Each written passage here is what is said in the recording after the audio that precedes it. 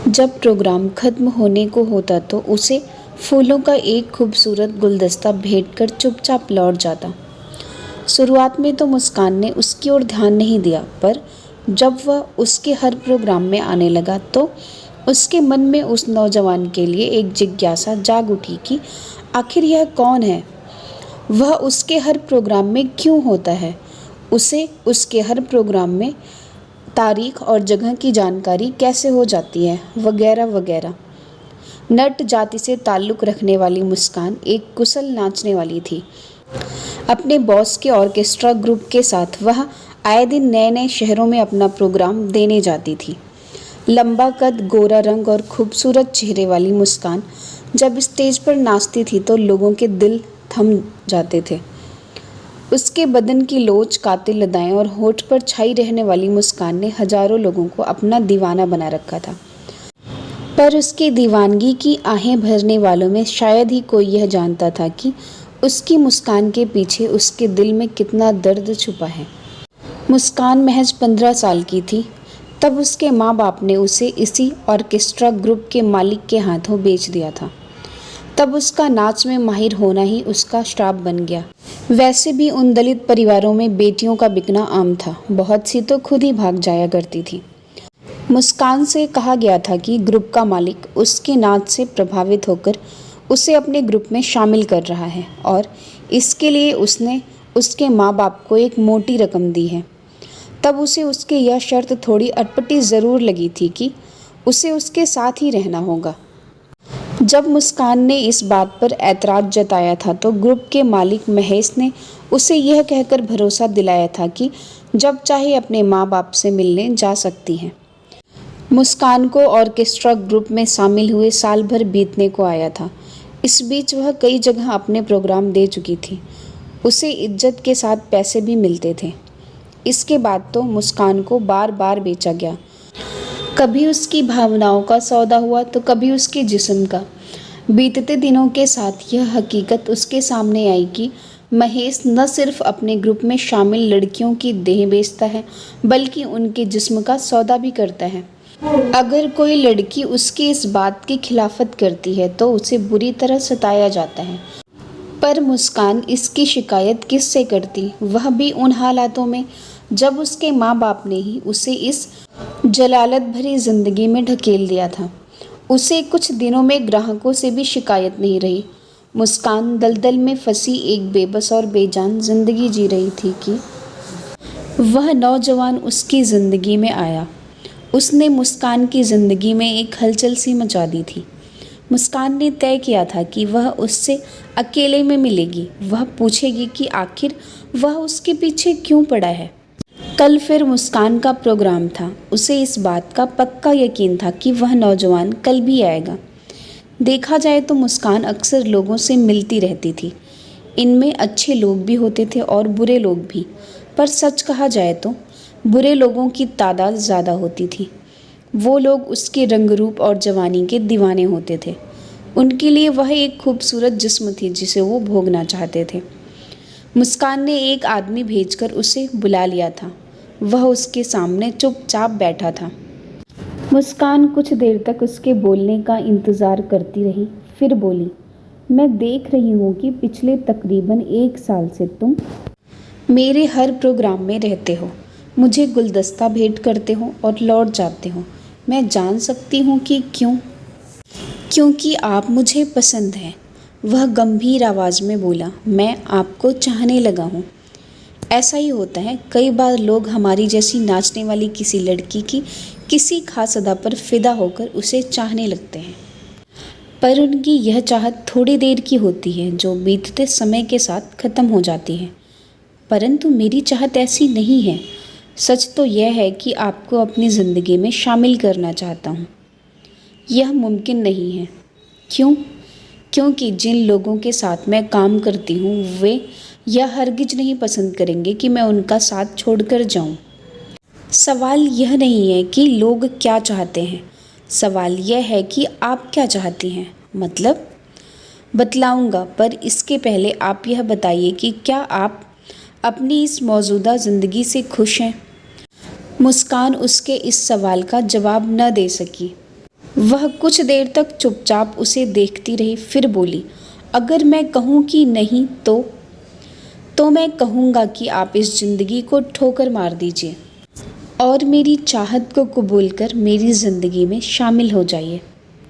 मैं फिर से कहूँगी कि तुम्हारा यह प्रस्ताव भावुकता में दिया गया प्रस्ताव है जिसे मैं स्वीकार नहीं कर सकती। ऐसा नहीं है, वह बोला, और मैं समीर इसे आपके सामने साबित करके रहूँगा। कहने के बाद वह उठ खड़ा हुआ और चला गया। इसके बाद भी समीर मुस्कान से मिलता रहा। वह जब भी उससे मिलता अपना प्रस्ताव उसके सामने ज़रूर दोहराता। सच तो यह था कि मुस्कान भी उसके प्रस्ताव को स्वीकार कर अपनी इस जलालत भरी ज़िंदगी से आज़ाद होना चाहती थी। पर यह बात भी वह अच्छी तरह जानती थी कि महेश इतनी आसानी से उसे अपने चंगुल से आज़ाद नहीं होने देगा। वह उसके लिए सोने का अंडा देने वाली मुर्गी जो थी। पर समीर की चाहत और लगाव देखकर मुस्कान ने फैसला लिया कि वह समीर का प्रस्ताव स्वीकार करेगी। जब मुस्कान ने अपने इस फैसले की जानकारी समीर को दी तो खुशी से उसकी आंखें चमक उठी। मुस्कान पल भर तक खुशी से चमकते उसके चेहरे को देखती रही, फिर गंभीर आवाज़ में बोली, पर समीर, महेश इतनी आसानी से मुझे छोड़ने वाला नहीं। मैं उसे मुँहमांगी कीमत दूंगा और तुम्हें उससे खरीद लूँगा। ठीक है, बात करके देखो, शायद वह तुम्हारी बात मान जाए। समीर ने मुस्कान को साथ लेकर महेश से बात की और उसे बताया कि वह हर कीमत पर मुस्कान को हासिल करना चाहता है। हर कीमत पर? महेश कीमत शब्द पर जोर देता है। हाँ, हर कीमत पर। समीर उसके खूबसूरत चेहरे को प्यार से देखता हुआ बोला, और अब तुम्हारा भी। मेरा कैसे? वह ऐसे कि तुम मेरी पत्नी बनने वाली हो। सच? बिल्कुल सच। समीर उसे अपनी बाहों में भरता हुआ बोला, हम कल ही शादी कर लेंगे। समीर ने मुस्कान से शादी कर ली। मुस्कान को लगा था कि समीर को पाकर उसने दुनिया जहान की खुशियाँ पाली हो। वह दिलो जान से उस पर न्यौछावर हो गई थी। समीर भी उसे दिल की गहराइयों से चाहता था। कुछ दिनों तक तो मुस्कान को अपनी यह दुनिया बेहद भली और खुशगवार लगी थी, परंतु फिर वह इससे ऊबने लगी थी। उसे ऐसा लगने लगा था जैसे उसकी ज़िंदगी एक ढर्रे में बंध गई हो। ऐसे में उसे अपनी स्टेज की दुनिया याद आने लगी थी। उसकी उस दुनिया में कितना रोमांच, कितना ग्लैमर था। एक दिन अचानक मुस्कान के ऑर्केस्ट्रा ग्रुप के मालिक महेश ने उसके सामने अपने ग्रुप की ओर से एक जगह प्रोग्राम देने का प्रस्ताव रखा और उसके बदले उसे एक मोटी रकम देने का वादा किया, तो वह इनकार न कर सकी। प्रोग्राम कब है? मुस्कान ने पूछा। कल। कल? मुस्कान के चेहरे पर निराशा के भाव फैले। पर समीर तो यहाँ नहीं है। वो कारोबार के सिलसिले में 4 दिनों के लिए शहर से बाहर गए हुए हैं। मुझे इस प्रोग्राम के लिए उनसे इजाज़त लेनी होगी। अरे, डांस का प्रोग्राम ही तो देना है, महेश बोला। किसी अमीरजादे का बिस्तर तो नहीं गर्म करना। भला इसमें समीर को क्या ऐतराज़ हो सकता है? फिर भी मान भी जाओ मुस्कान। ठीक है, मुस्कान ने हामी भर दी। मुस्कान ने डरे हुए मन से यह प्रोग्राम कर लिया। उसे उम्मीद थी कि वह समीर को इसके लिए मना लेगी, परंतु उसका ऐसा सोचना उसकी कितनी बड़ी भूल थी। इसका एहसास उसे समीर के लौटने पर हुआ। यह मैं क्या सुन रहा हूँ? समीर मुस्कान को गुस्से से घूरता हुआ बोला। क्या? तुमने फिर से डांस का प्रोग्राम किया? आपको किसने बताया? मेरे एक दोस्त ने, जो तुम्हें बहुत अच्छी तरह से जानता है। मुस्कान को जिस बात का डर था वही हुआ। इसमें खराबी क्या है? मुस्कान समीर का गुस्सा कम करने की कोशिश करते हुए बोली। आजकल तो अच्छे घरानों की लड़कियां भी ऐसे प्रोग्राम करती हैं। फिर महेश ने इसके लिए मुझे एक मोटी रकम भी दी है। मतलब तुम पैसों के लिए प्रोग्राम कर रही हो? हाँ समीर, आखिर तुमने अपनी औकात दिखा ही दी।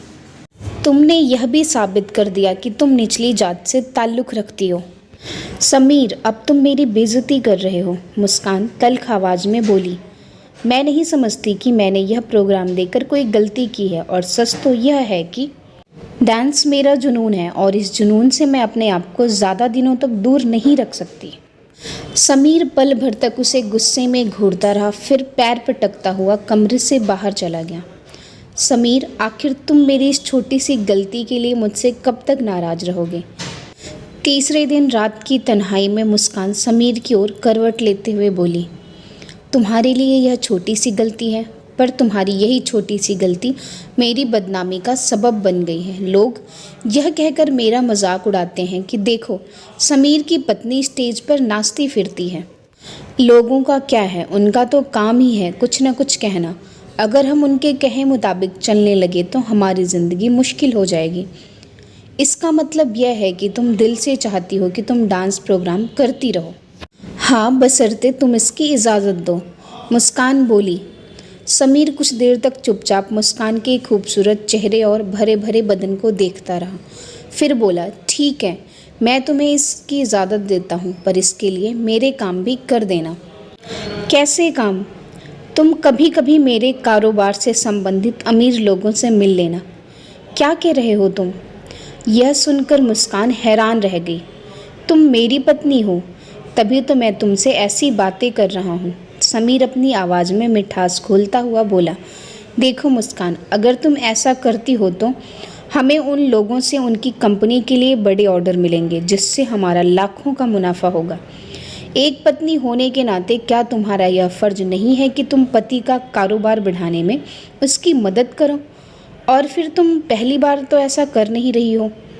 तुम्हारी जाति में तो ऐसा होता ही रहता है। तुम ही तो कह रही थी, कितनी ही लड़कियों को ऊंची जाति वाले उठाकर ले जाते थे और सुबह पटक जाते थे। समीर ने मुस्कान की दुखती नस पर हाथ रख दिया था और ऐसे में वह चाहकर भी इनकार नहीं कर सकती थी। ठीक है, मुस्कान बुझे मन से बोली। समीर एक दबदबे वाले शख्स को अपने घर लाया और न चाहते हुए भी मुस्कान को उसकी बात माननी पड़ी। फिर तो यह सिलसिला चल पड़ा। समीर हर दिन किसी अमीर शख्स को अपने साथ लाता और मुस्कान को उसे खुश करना पड़ता।